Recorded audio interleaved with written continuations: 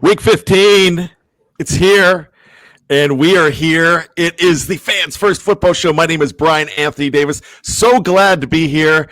This is a game that I actually was in stadium for a 4 o'clock game, and I am here right now. I came the first time because going to Pittsburgh games, that never happens, but I'm in Philadelphia right now and recording on location. Well, not from the game. I'm at an Airbnb, but anyways, so I'm in the pride of what's called Fishtown. It's a pretty cool place. Glad to be here, but I'm glad to be with my great friends on the road. Nick Hogan from Foxborough Frenzy is here. What's up, Nick? What's going on? I know it was a rough day for Pittsburgh, but it was equally as bad for the New England Patriots, so I feel the pain that you are going through. It's always equally as bad for the New England Patriots. My good friend Jess Place is also here, and his team helped my Steelers clinch a game.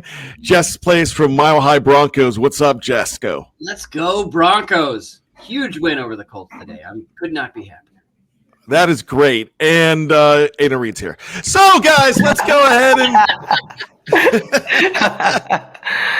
Aiden Reed from Broad Street LinkedIn, my buddy. How are you? Your Birds won today. The Birds, baby. Great win from the Birds today. Lions lost as well, which we'll get to. But I wanted to thank you for that Zach Bond footage you sent me over text. That was much appreciated. That's the only one I recorded. I'm like, oh, I gotta get this one. So I did. I figured you would like that. So, gentlemen, week 15, lots of fun games this week, and there were some interconference games. There's some teams knocked out of the playoffs today, and the AFC playoff picture is pretty much set. It's just where these guys are going to. Where most of these teams are going to fall, but I mean, it's not completely done though. There's Jess's Broncos aren't in yet, but they're looking pretty good. So we're going to talk about all of that. So let's go ahead and talk about some of these games. I tell you what, we're going to do it a little bit differently today. Nick, I'm going to let you bring up the first game. I don't know what it is. You've got control of the board. You tell me. Oh, well, I'll make it nice and easy for you, and I will go with my New England Patriots taking on the Arizona Cardinals, which, if you are a Patriots fan, I apologize for the abomination you had to watch today. It was absolutely atrocious across the board, as it's been most of the season. That being said, Arizona looked like a competent team today, coming off of 3 straight losses. They actually put the pedal to the metal. James Conner is an absolute beast on the ground, 16 touches, 110 yards, averaging almost 7 yards a rush, 2 touchdowns over there for the Arizona Cardinals. Kyler Murray, not a bad day, not anything spectacular, 224 yards, no touchdowns. He had an interception that was overturned by a very questionable call, but at the end of the day, it wasn't going to save the game for the Patriots. They look absolutely abysmal. Drake May, 202 yards, a touchdown and an interception, no running game to speak of, and no receiving games to speak of. Gerard Mayo cannot get fired fast enough. Yeah, that's definitely what it seems. Aiden, let me ask you this. In the NFC, are the Cardinals just hanging on? Do they have a hope here? Well, it looks like the Packers are up 17-3 on Seattle right now, which would be huge for them. They really had to win last week. That was a really bad loss against the Seahawks in division. But, hey, never say never, right? And these NFC West teams are all kind of still in the mix. So with a Seattle loss tonight, it brings that division into even more madness than it's already been in. Jess, what do you take from this game? I just feel bad. I mean, I shouldn't feel bad, but I do feel bad. It's like when you have a really good friend or like an enemy, I guess. To keep it real with you, Hogan. But you see them suffer, and it's like for all this time, the Broncos and the Patriots, they had kind of a fun thing going there, especially during the Peyton Manning years. And you hate to see a rival struggle. Like it's okay for it to be bad, but I don't know if you deserve it to be this bad. Well, you're both New Hampsterians or New Hampshireites, or what do you call you guys? Yes. Yeah, that's about it. Live free or diers, or I mean, yeah. No, we don't pay property or sales tax or income tax, but we do pay like 6 or 7 times what everyone else pays in property. New hamsters. That's it. There you go. Let's go ahead and hit the Cowboys and the Panthers. Cowboys 30, the Carolina Panthers 14. Well, I was a little surprised with this game, Reed. Yeah, I was surprised as well. It really was turnovers that just ruined it for the Panthers. They put some good drives together, but Bryce Young with 2 picks and 2 fumbles lost. Really hard to win in a game in the NFL with 4 turnovers. But with that being said, I mean, Cooper Rush looks pretty decent on the ball. He's always been a serviceable backup, threw for 3 touchdowns today. Rico Dowdle, though, he's been a real emergence in a Cowboys running back room that was very questionable entering the season. He had 25 carries for 149 yards. So they definitely got it going on the ground. And CeeDee's back, 9 catches, 116 yards, and a touchdown. So, yeah, I mean, mathematically, they're still technically not eliminated either. But I think most Cowboys fans are looking into next year. Just no silence of the CD Lambs today. But did this game, was this a game that you just didn't even look at? I watched a little bit of it. I saw just enough to see a shot of the owner's box, and I saw Jerry Jones smiling, which is good because there's blood going to parts of his face that it just haven't gotten that in some time. And so it's good to see Jerry getting that circulation going. Dolphins lost to the Texans today. That helped my Steelers clinch a spot. Texans 20, Dolphins 12. Hogan, I got to tell you, the Texans are a weird football team, but it seems like they're getting some momentum back. Yeah, this one was kind of a little bit of back and forth for a while there, where the Dolphins tried everything they could to get back into this game, and Houston just kept shutting them down. Tua did not have a good day by any means. He threw for less than 200 yards, 1 touchdown, and 3 very costly interceptions that really sealed the deal for the Houston Texans in this one. On the other side, CJ Stroud, just that rookie campaign. He looked like he was so good last year, and he's really kind of struggled this year, especially with the firepower he's got around him, only throwing for 131 yards. He had the 2 touchdowns, which obviously was enough to give them the points to win the game there. But even with Nico Collins coming back after that injury, I mean, the Texans really are kind of limping their way into that division crown the way they did today, with the Colts obviously losing to Jess's Broncos there. But the Texans, I don't think, really scare anybody as much as they did last year. Meanwhile, Miami looks to figure things out, possibly going into next year, because I think the sun's setting for the Miami Dolphins. Jess, are you shocked with the Miami Dolphins here? They should be a better team than this. They should be a better team. It's disappointing. Like, Tua goes out there and goes 29 for 40, 1 touchdown, 3 interceptions. Like, that is uncharacteristic for Tua. Like, you would expect more from him and a Mike McDaniels coach team. I can't put my head around why they're so bad. Like, they were kind of an odds-on pick to, like, maybe give a run for the AFC East, and it never materialized. And it all went downhill when Tyreek got pulled over and handcuffed. It went down Tyreek Hill. Say it right. Ravens 35, Giants 14. Reed, I hate the Ravens. I know you hate the Giants, but were the Giants even in this game? No, this was a total whomping. I think we all kind of saw this coming. Tim Boyle starting the game. He goes down. Tommy DeVito's in. Drew Loxley, emergency quarterback, with a boot on his leg like 4 days ago. So the Giants are a dumpster fire. They're looking to get a new quarterback in this draft for sure. And Lamar was slinging the ball everywhere today. I mean, 5 touchdowns, all passing. Absolute dots, too. Rashad Bateman had 2 touchdowns, 3 catches, 80 yards. And the Giants actually kept Henry in check. I don't know if that was part of the Ravens' game plan. He did only touch the ball 14 times, 467 yards.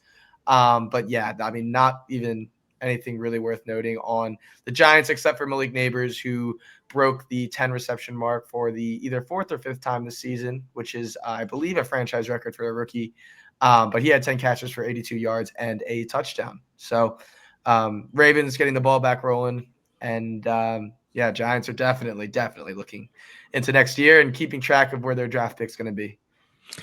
Hogan, the Ravens are a very yo-yo-ish team. But now they've gained a game on Pittsburgh, so now they're only 1 game behind with that big showdown coming up next week on Saturday, actually. So they both have a short week to go ahead and play this game. But what do you make of the Ravens? We know the Bills are absolute contenders. We know the Chiefs will always be contenders until they're sitting at home.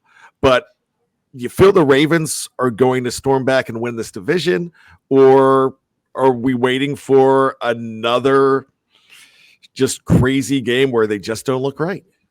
That the potential is absolutely there for both sides of that. You know what I mean? They've had some really ugly losses this year. A lot of people forget they started off the year 0-2, losing to even the Raiders of all teams, which was a horrendous loss really, really early on in the season.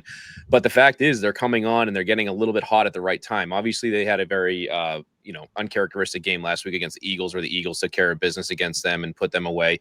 But Lamar Jackson, 5 touchdowns today. He had more touchdowns than incompletions, which is incredible to think about. Obviously, that's the Jared Goff staff, if I've ever heard one right there. But yeah, Lamar is putting on a campaign to, try and push for the MVP as much as Josh Allen wants to be crowned already. The Ravens are no joke. But again, week to week, you don't know what Raven team you're going to get. So I could see him winning it all, but I could also see him losing in the first round. Josh, who is your MVP? Is it Lamar repeating, or is it somebody else? Is that Jess? I heard Josh, and I was like looking around. I was like, wait. I said Jess. If we go play it back, I said Jess. Oh, that's me. I said Josh Allen. Oh, what was the question? I'm sorry, I was distracted. Okay, so let's. No, I'm talking about the MVP. Lamar put on an MVP performance, but do you feel like it's a Josh Allen, or do you feel like it's Lamar, or is it somebody else? And you read. Be quiet. I know who you're going to say. We could do. Bo Nix could get slide in there. Okay, all right. Not after today. I haven't cussed on this show yet, but I'm close. Come on, you can. I'm gonna make it happen. Chiefs 21, Browns 7. Patrick Mahomes is week to week. He had a X-rays are negative, so that's good news for Patrick Mahomes. Chris Collinsworth is crying somewhere as we speak. But the Chiefs took it to the Browns and looked pretty good on defense as well, Hogan. Yeah, this was a very interesting game where it looked like the Chiefs were going to kind of roll right over Cleveland to start off with, but then things slowed down a whole bunch and injuries really started piling up. Like you touched on, Patrick Mahomes had to leave the game later on. He didn't even have that good of a day for himself, 19 for 38, 159 yards and 2 touchdowns. Wentz coming in to, seal the deal, obviously winning the game 21-7.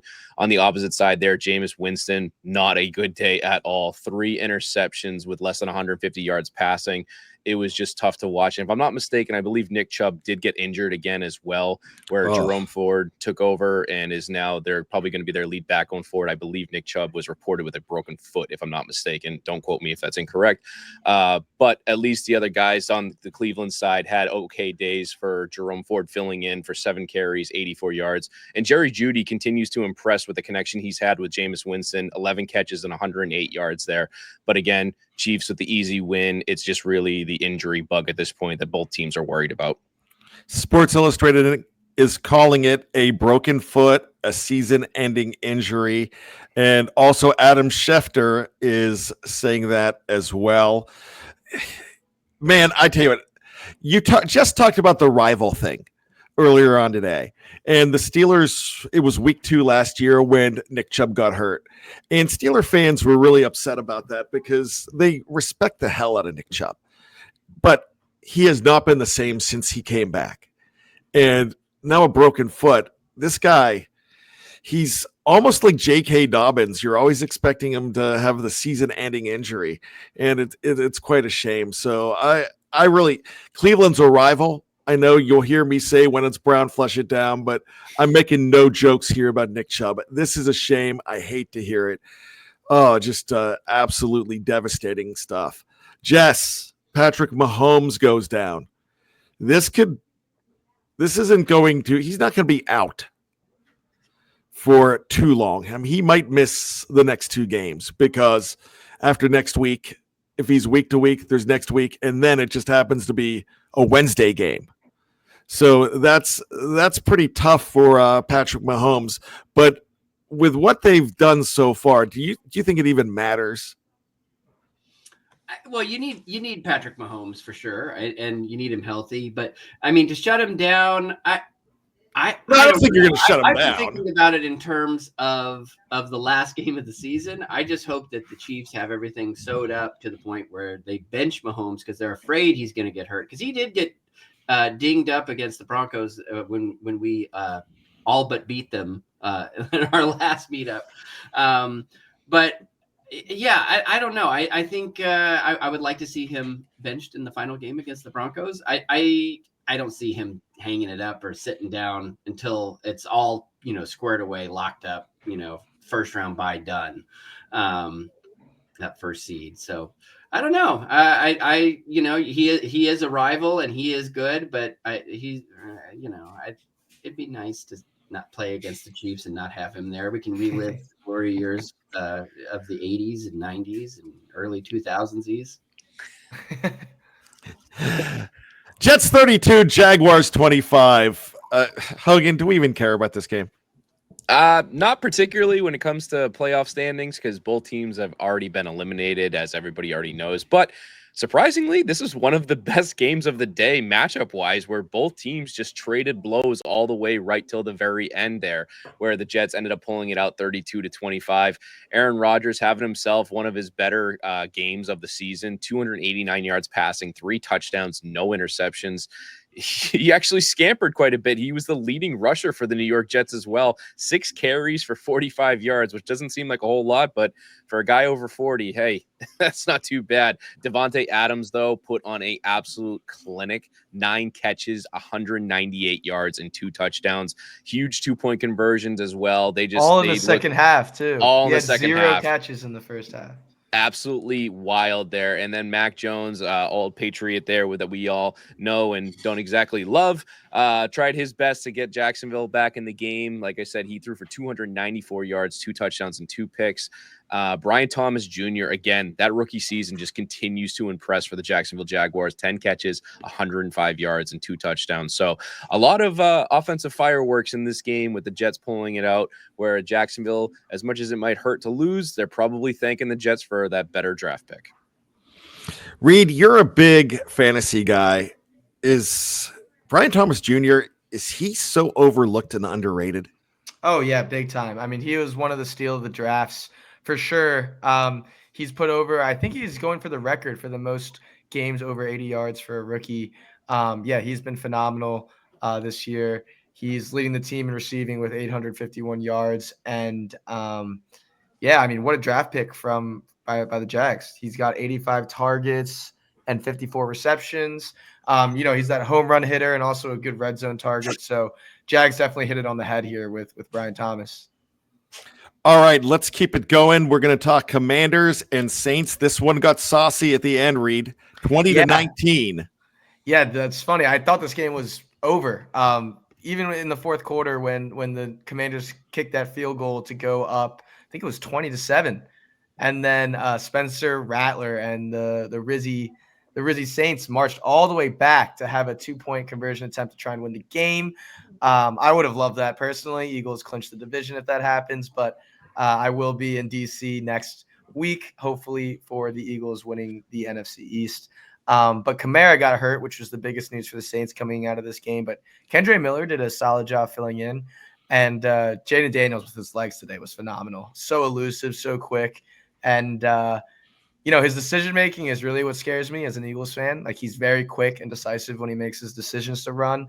And Scary Terry keeps eating. 2 touchdowns and 73 yards for Terry McLaurin. So, yeah, definitely a weird ending to the game for this. But, hey, the Commanders are not a lock to make the playoffs, so they're going to have to keep stacking together some wins here. Rizzy Saints? Like Riz? Like the Rizzler? That's his name, the interim head coach. His name is Rizzy Saints. His name is Darren Rizzy, the Rizzy Saints. I thought you were saying like they had Riz game and they were picking up chicks at halftime or something. I don't know what the heck you were talking about. I'm like the Rizzy Saints. Yeah, the Rizzy Saints. Goodness, I'm like, all right, I know I've got some years on you, but I didn't think I was that out of touch. All right, that's good. You got it. You got it, Brian. Jess, they used to call you the Rizzler in college, I'm sure. Yes. I think they still do that now, or you ask people to call you that. I noticed that private text you sent me. Please, will you call me the Rizzler? I have it printed on my business cards. Okay, I'm going to ask you to be objective. I know damn well that you will not be here because you are never objective when it comes to this. Jaden Daniels, is he your true rookie of the year? Nope. All right. Recently, Bo Nix has kind of struggled. The game against the Browns, there were a couple picks. There were 3 picks today. But I think the body of work, what he has done with less, I think Bo Nix is going to have the edge. And I'm totally biased in the favor of all the Broncos until they leave the Broncos. I figured you would be. I'm not disappointed. Hogan, I'm gonna throw you in on this one. Brock Bowers. Would you give a vote to Brock Bowers?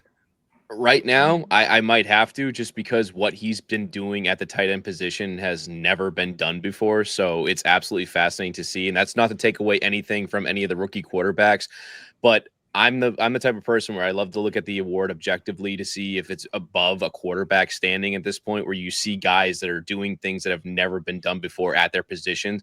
And Brock Bowers is certainly in that class by himself right now. He's hitting records that have stood since Mike Ditka played. So that tells you all you need to know about what Brock Bowers is doing.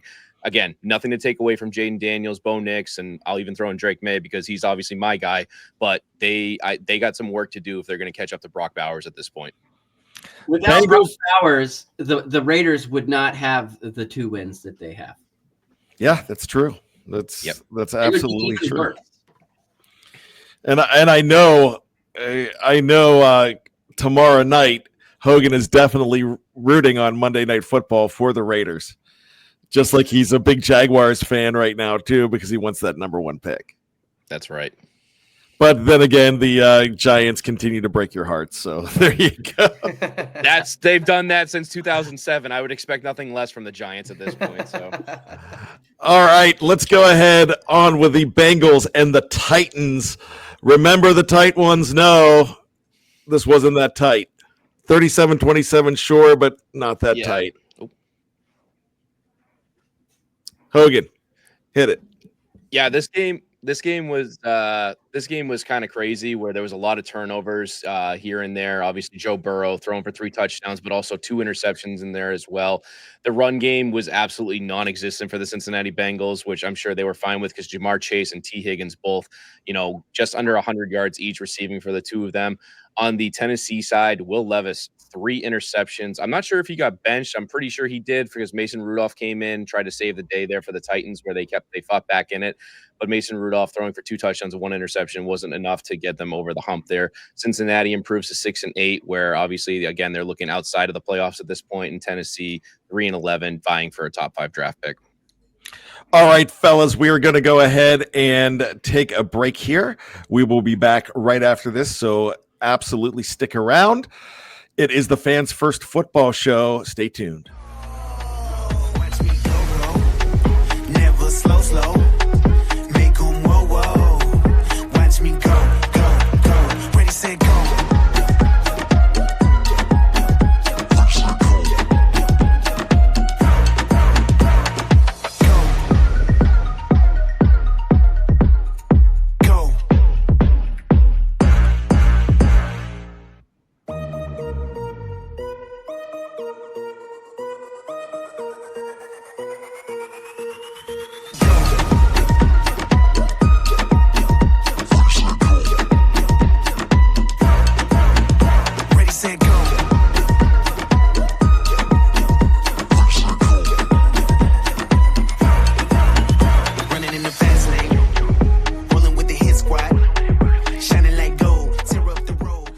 All right, we are back with the Fans First Football Show. It is week 15, another fun week. A lot of in and out of conference games to go ahead and talk about as we keep on going, talking about this. The Fearsome Foursome are here. Man, I don't play golf. I wish I did, because I'd love to have a foursome with these guys on the links. I think it would be plenty of fun. I would suck. Jess would entertain me. Hogan would beat us all. And Reed would just talk about the prowess of Zach Bond on the golf links. There we go. Love That's your, Jess. that's I'm gonna your need that soundbite. I'm gonna need that soundbite. Bond hit. Yeah. Speaking of Zach Bond, week 15, the Eagles and the Steelers. Do I have to say the score over? Yeah, I guess I will. I was in stadium for this one. Eagles 27, Steelers 13. Some people are saying it was closer than that. I'm going the opposite direction. Eagles were phenomenal today, Reed. Yeah, the 2 early turnovers I thought were going to kill us. That was the one thing I said in the preview, that we cannot let TJ Watt ruin this game for us. And what do you know, strip sack on early on in the game. But, I mean, the defense was incredible. The passing game's back, especially after the A.J. Brown, Jalen Hurts narrative. They quickly dispelled that, dancing together after their touchdown. But the Birds defense started this game with 5 3-and-outs. That is just unbelievable. The Steelers had 2 yards after the first quarter. So hats off to this Vic Fangio defense that's playing their butts off. And I got to shout out my guy, Zach Bond. Another phenomenal game from him. Oh, yeah. Hit that.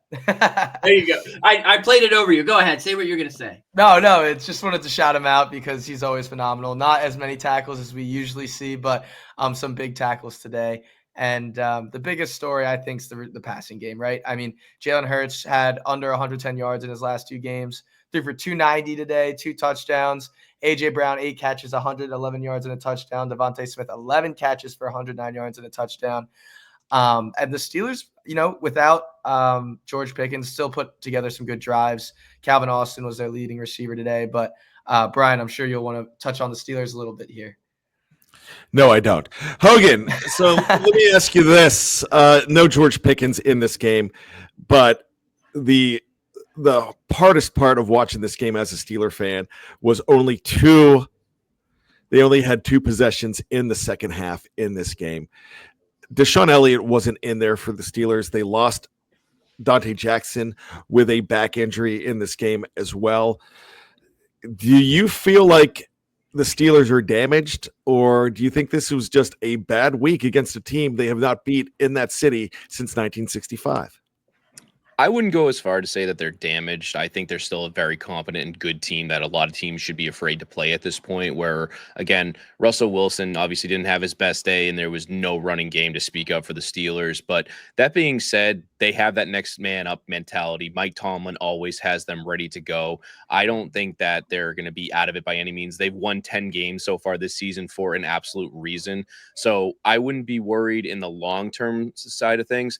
On the other side, though, the one thing that does a little bit scare me was seeing TJ Watt come off the field. I know it's been confirmed that it was just a rolled ankle and that he should be okay, but he's obviously their biggest guy on defense that they absolutely cannot lose at this point. With him getting hurt today, I also saw Myles Garrett get hurt too, so it's going to be interesting, that Defensive Player of the Year award, who's going to be, fighting for that at the end there. I was watching TJ walk into the locker room.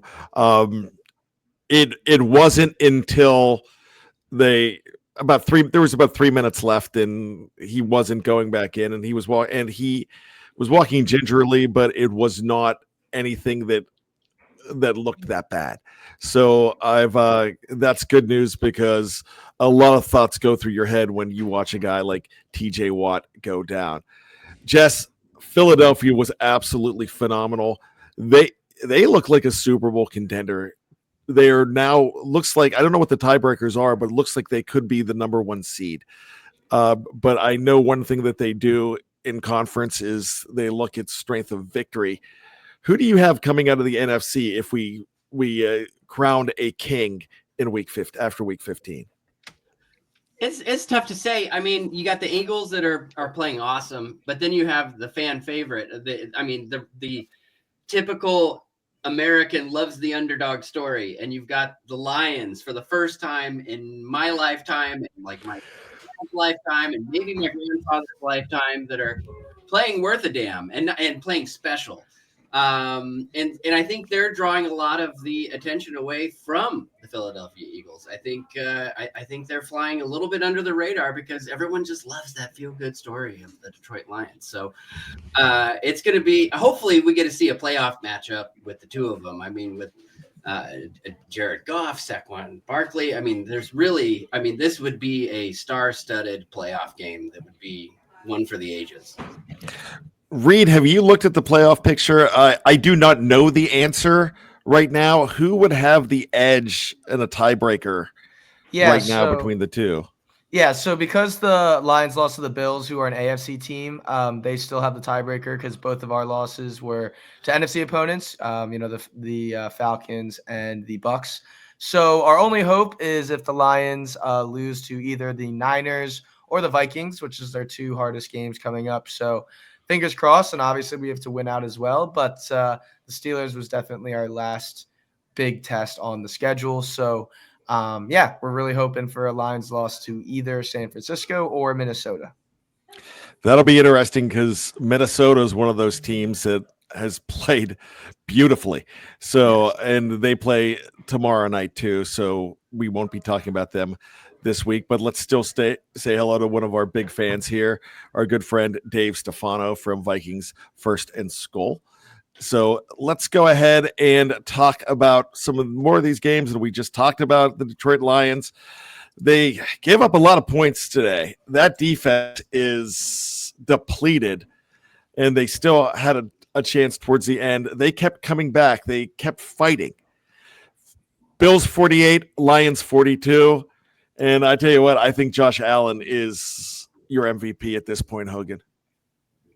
Yeah, that puts a nail on the head, really. I mean, Josh Allen has been absolutely unbelievable this season. Again today, 362 yards passing and 2 touchdowns. He was a phenom through the air, on the ground, 11 carries, 68 yards, and another 2 touchdowns. He is just unstoppable all around. James Cook continues to impress as well. The running back position, 105 yards and 2 touchdowns there for Buffalo. And Ty Johnson kind of coming out of nowhere, receiving the ball as well. 5 catches, 114 yards. So he looks really, really good. On the Detroit side, like you said, their defense is absolutely depleted. Obviously, this game looks a lot closer than it really was. Buffalo kind of had this in hand for most of the game towards the end. But Jared Goff, almost 500 yards passing today, 494 total, 5 touchdowns.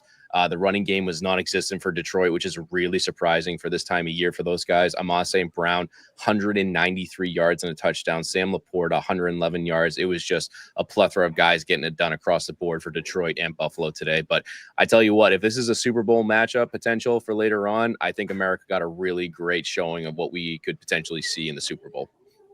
Absolutely. Now, I know, Reed, you were probably trying to pay attention to this game out of the corner of your eye because it was going on at the same time as the Philadelphia game. But does this give you any hope? I know it gives you hope. I'm going to scratch that question. But does this take any shine off of the Silver and Honolulu Blue for you? To be honest, no. I don't think I look at them differently after losing this game. It's almost all the points you guys already addressed. The defense is so banged up, and they should trend to get healthier. Honestly, that's why I'm so nervous about who's getting the 1 seed, because I really do think whoever gets that. Again, we're looking ahead of some games here, but people would assume that it'd be Lions, Birds in the NFC Championship game, and whoever has home field advantage, especially with these two teams and fan bases, I think really has an edge. So I've always thought that the Lions are phenomenal. The only reason I'd get upset sometimes is that now they're addressing both teams, but I felt like people were just brushing the Birds under the rug and like the Lions, NFC, Lions, NFC, Lions, NFC. But I've always had respect for them. And even after this game, I'm still definitely worried about them. They're by far, I think, our biggest competition in the NFC. Jess, if you had to power rank number 1 and number 2 in the AFC and NFC games after watching this game, who are you going to go ahead and put in at number 1 in the AFC, number 1 in the NFC? And you cannot say the Broncos. It's the Denver Broncos. No. Your attempt to box me in and asking me which team I would put first after the Lions lost and the Eagles won, I'm not falling for it. I am a red-blooded American male, and I love the underdog story just like everybody else. And so I'm still going to put the Detroit Lions in front, mostly because they have helped my fantasy team to victory. Oh, here we go. Fantasy game. I'm not going to look back. All right. All right. With that being said, let's do some more. Gosh, there was a lot of NFC, AFC games today. But before we do that one, let's go ahead and talk about the Indianapolis Colts game today. They scored 13, and the team they played scored 31. All right, so let's go ahead to the next game. All right, Broncos 31, Colts 13. I'm going to ask Jess to start it off here. Oh my God, it was a crazy game. It started off super slow, super aggravating. It looked a lot like the Broncos of the last 10 years. And then the second half started, and Anthony Richardson dropped a ball short of the end zone. I was talking to Hogan before we came on. There was that infamous Deshaun Jackson one that happened. And when was it? 2008, right around there, I guess. And then, Broncos country, we remember it happening with Danny Trevathan dropping the ball short of the end zone, and touchbacks suck, and so especially in that way. And so the Denver Broncos they pounced upon it. Defense stepped up, made things happen. Bo Nix, he was there and did good things with a touchdown to Cortland Sutton. He had three touchdowns, 3 interceptions. Not a great day. 20 for 33 and 130 yards. But he did get it done. Not the MVP performance that we were all hoping for, but still a good game. Still a good game. The Broncos have a 91% chance of making the playoffs, which is the best it's been in recent memory. So we're all super excited in Broncos country. Okay, because you said that we are all hoping for. I know before the game, Reed was telling me, he's like, man, I like Saquon Barkley, but I don't want him to win the MVP. I want it to be Bo Nix. I've been telling everybody to come listen to this show on our show, and so I am with my people. I know they're tuning in. I know they're listening. They're downloading. They're liking and subscribing, just like you should right now. And I speak for the masses. What can I say? Absolutely. Hogan, I got to ask you here. I'm really, even though Jess is on here, and I don't like to wax the car of Jess or the Broncos whatsoever, but I'm really impressed with this team. Do you think they have the potential to be darlings, or does the Sean Payton factor kind of being in that villain role, does that kind of take some things away? I don't think it takes anything away. If anything, I think it gives them a little bit of an advantage, because we all remember what Sean Payton was able to do with the New Orleans Saints for as long as he was there with Drew Brees. And to see what he's doing with a rookie right now is absolutely incredible. I mean, Bo Nix, if you told me at the beginning of the year that he was going to arguably have one of the better quarterback performances with the capability of the Denver offense surrounding him, I would have told you not going to happen. No disrespect, Jess, but that's just the I didn't think so either. I mean, we all saw what Russell Wilson did the year prior, and obviously that was with the last couple of years, I would say.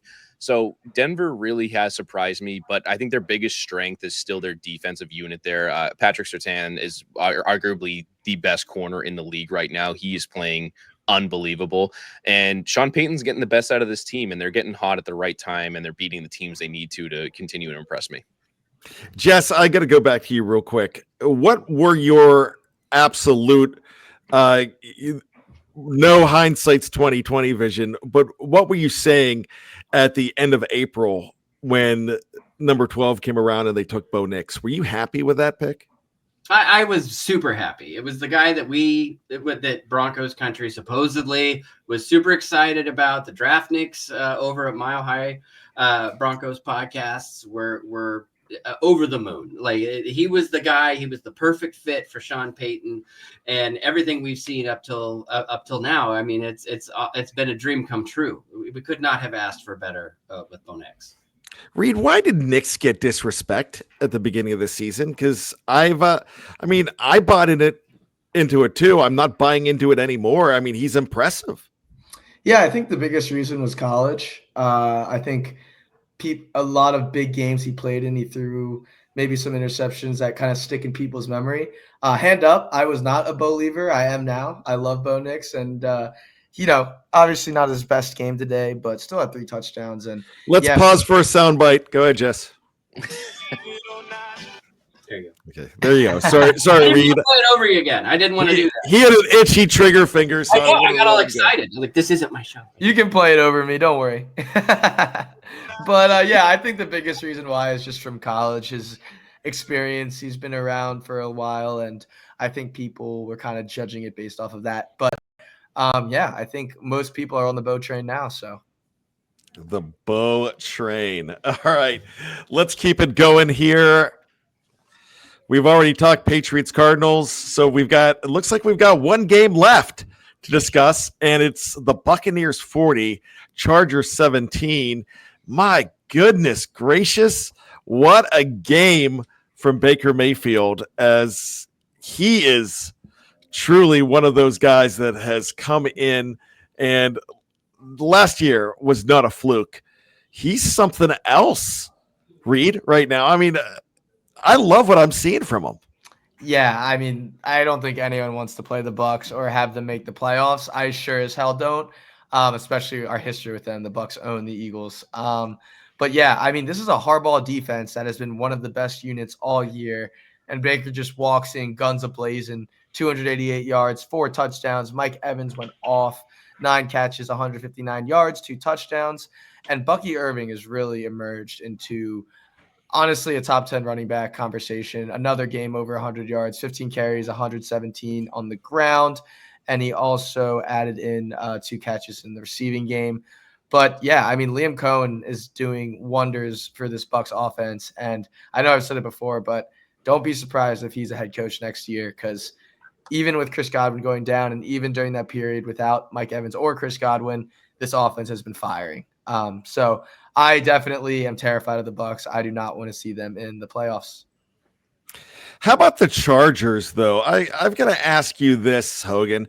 The Chargers, to me, they seem like they are just free falling, and it's we're not talking the great Tom Petty song from 1989. So when I'm asking you about the Chargers, it looks like they're going to make the playoffs. Right now, they have a playoff probability of 87% because you have the Colts and Dolphins at 6-8. The Bengals at 6-8, and the problem with the Bengals right now, they will have a hard time because of that head-to-head loss to the Chargers. So when I'm asking you about the Los Angeles Chargers, are they a team that is just? Are they lucky the season's going to end soon?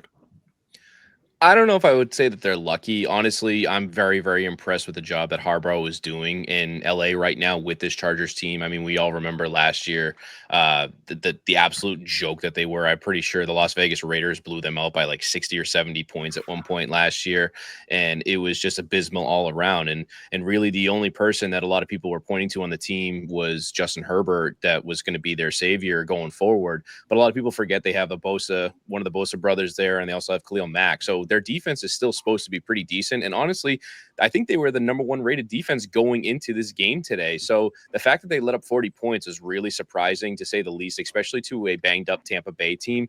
But at the end of the day, I would never count one of the Harbaugh brothers out, because they're going to get the best out of their teams going forward. So it's tough sledding right now, but the Chargers, I still wouldn't take them lightly. Jess, it looks right now that the Broncos have seized second place from them with the way the records are right now. Does this surprise you, or do you feel like the Chargers were not what they were cracked up to be? Yeah, the Chargers do this every year. They blaze out ahead, and then they kind of collapse at the end. I don't think this is that. I think the Chargers are a formidable team. They scare me. I would not be surprised if they wrestle back that second wild card spot before the season is over. The Broncos do play them this Thursday. And so we'll find out. We'll find out, who's for real, who's not. I know that the Chargers have been a little banged up, and one thing I'm remiss for mentioning, Patrick Surtain got injured in today's game against the Colts. So with a short turnaround, this game could be something to see on Thursday. All right, so that wraps up this week. Right now, we don't have a full game in, but it looks like the Packers are going to take out the Seahawks. It's 20-3 right now in the third quarter. Let's go ahead and look at the current AFC standings right now. It's the Chiefs at number 1 right now, the Bills at number 2. Then you have the Steelers at 10-4 at number 3, the 9-5 Texans at number 4. Then you have the Ravens at number 5, holding down that first wild card at 9-5. And one of those reasons is that head-to-head win over the Broncos, who are at number 6.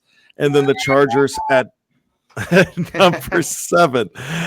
On the bubble, the Colts, Dolphins, and Bengals are the only ones with any kind of hope to go ahead and right now catch the Chargers, because it's going to be, the Broncos would have to go on a little losing streak. Eliminated the Jets, Browns, Jaguars, Titans, Patriots, and Raiders. Let's go to the other side of the coin. The Lions currently are number 1. The Eagles are number 2. They are both in with clinching spots in the playoffs. The Seahawks right now are currently considered number 3, but this game is not a final. And I don't know what that would do with the Buccaneers could possibly go ahead of them. So 3-4, but then we go ahead and look at the wild card. You have the Vikings at 11-2, the Packers at 9-4, and the 9-5 Washington Commanders at number 7. The Rams are trying to get in. They are at 8-6. They are the first bubble team there. You've got the Cardinals at 7-7, the Falcons at 6-7, trying to get that division, but it looks like the Buccaneers are finally trying to run away with that whole thing. The Falcons do play tomorrow night. They play the worst team in the league, the Las Vegas Raiders. The 49ers are clinging on at 6-8. You've got the Cowboys at 6-8 at number 12, the Saints at 5-9 at number 13. The only 3 teams eliminated in the NFC are the Bears, Panthers, and Giants, but others will be coming next week.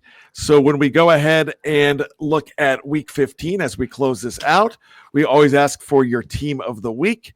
You cannot pick yours. So Hogan, go ahead. I hope I don't steal anybody's thunder here, but I got to go with the Tampa Bay Buccaneers. They were absolutely incredible in this game. Again, like I said, I think LA had the number 1 rated defense going into the game here today. And the fact that the Buccaneers, Baker Mayfield, Mike Evans, and all those guys went in there and put up 40 points on the Chargers at home was absolutely kind of a shell shocking for me. And I'm sure a lot of other people out there. So give me Tampa Bay for my team of the week. All right, Jess, let's go with you.